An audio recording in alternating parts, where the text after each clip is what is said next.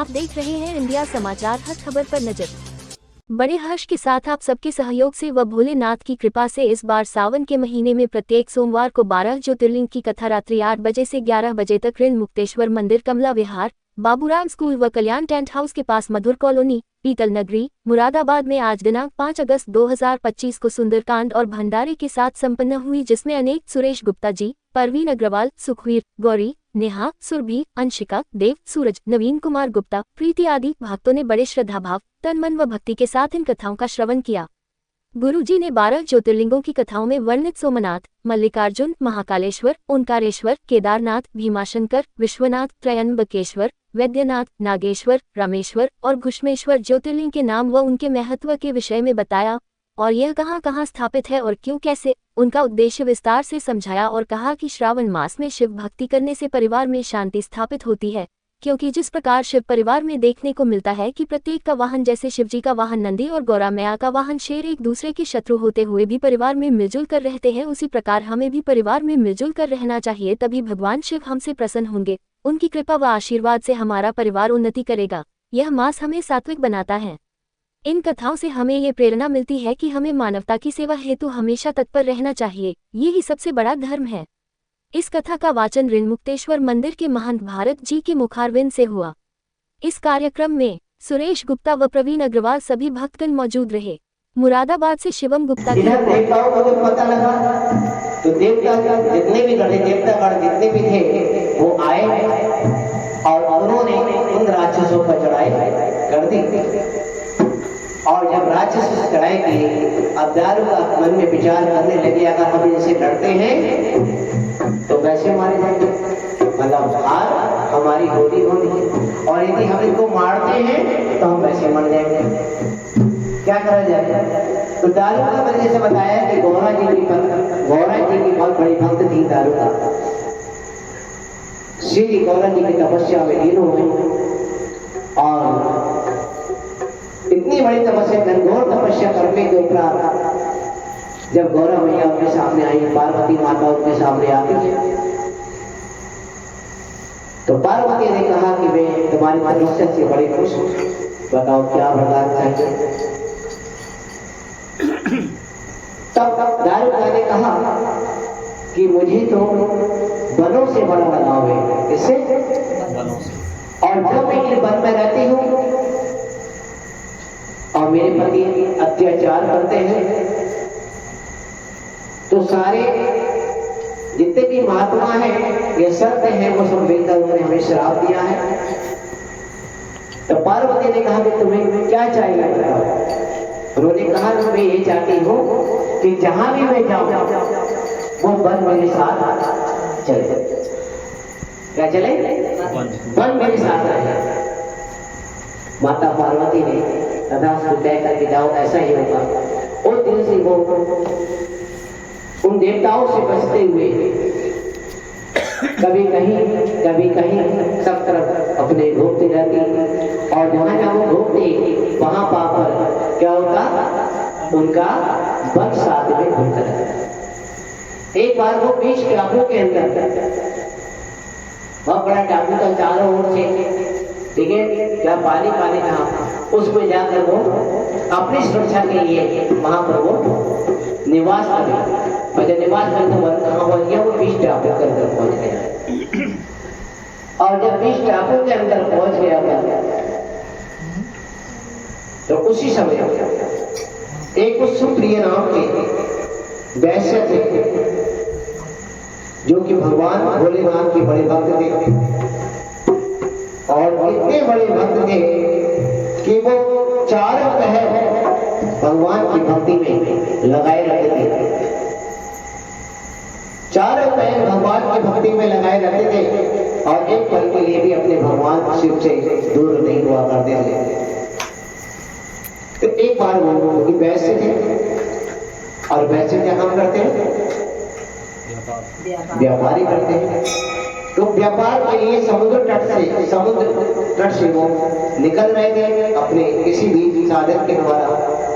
जब निकल रहे थे तो उनकी दृष्टि किसकी, दारुका की पति की दृष्टि जब उनके ऊपर पड़ी, और दारुका की जब दृष्टि पड़ी तो उन्होंने उनको क्या कर लिया, कैद कर लिया। क्या करा? और वो अकेले नहीं थे सुप्रिय, जो हमारे वैश्य थे, जो हमारे भक्त थे, वो अकेले नहीं थे, क्योंकि जब व्यापार करने के लिए आते थे तो पूरी टोली मिलकर जाती थी और समुद्र के रास्ते से ज्यादा उनका व्यापार होता था। तो पूरे जितनी भी उनकी टोली थी उन सबको उन्होंने क्या कर लिया, कैद कर और उसमें बंद कर। अब जब उन्हें कैद किया गया तो उन्हें समय समय प्रताड़ित कर रहे थे कौन? उनके पति महाराज। और जब समय समय प्रताड़ित कर रहे थे तो उनसे नहीं रहा गया और उन्होंने जेल के अंदर ही, उस कैद खाने के अंदर ही उन्होंने एक पार्थिव शिवलिंग तैयार किया और उसमें उन्होंने पूजा पाठ करना प्रारंभ कर दिया। तो धन तो उस समय उनके पास सक्षम चुका था, तो केवल तन और मन के द्वारा और अपनी श्रद्धा के द्वारा और अपने विश्वास के द्वारा उन्होंने भगवान भोलेनाथ की क्या की, तपस्या की।